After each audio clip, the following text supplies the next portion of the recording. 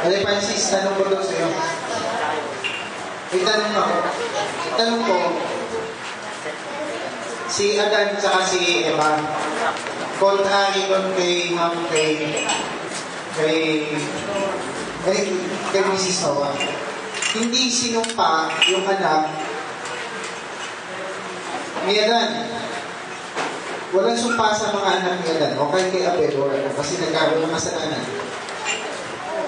O kahit si Cain, hindi ang sumpa later on after nung pumatay na siya. Tanong ba?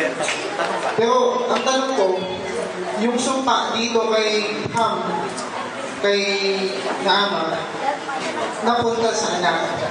Pero bakit walang sumpa dun sa anak ni Serpente na Eva? At ang sinumpa, sila mismo.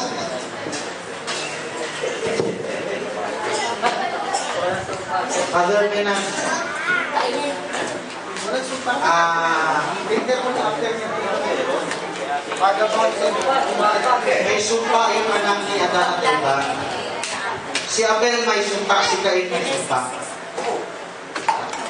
Si Abel, genetically, magmamana yan ng disobedience and unbelief. Si Cain, magmamana yan ng pagkahayop.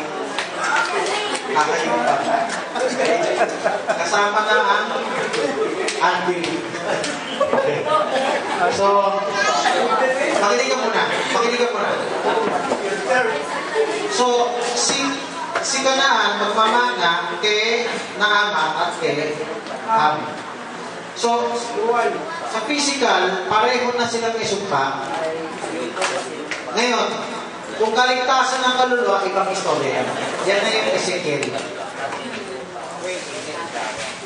Okay na po. Okay na.